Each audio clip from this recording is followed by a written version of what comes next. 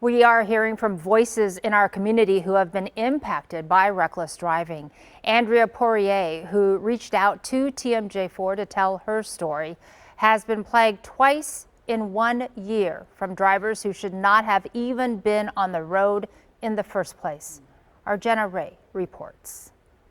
I received a call from Froedtert Hospital, and they told me that they had Scott in the emergency room and that he was hit by a car. Doctors describing a horrific scene to Andrea Poirier of her brother being stuck in a driver's windshield and firemen having to cut him out after being hit while walking. He was unrecognizable. His face was just so swollen, multiple tubes everywhere, and it was just super scary. It definitely, brought back memories. I'm standing at 76th and Mill Road, where family tells me Scott was walking across the intersection behind me when he was hit by a reckless driver. And just a half mile from where I'm standing, at 76th and Florist, Scott's brother was killed by another reckless driver less than a year ago. Scott's been on a ventilator for days following the accident. He was just taken off this week and has traumatic brain injuries. My brother Scott right now is actually asking for my brother Taylor, so I don't know if we're gonna have to tell him all over again that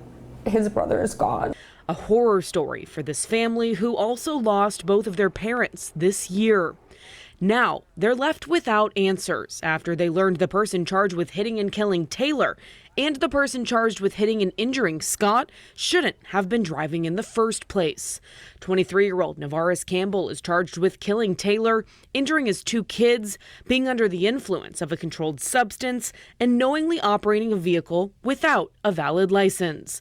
26-year-old Jayla Hobson is charged with injuring Scott by knowingly operating a car with a revoked license.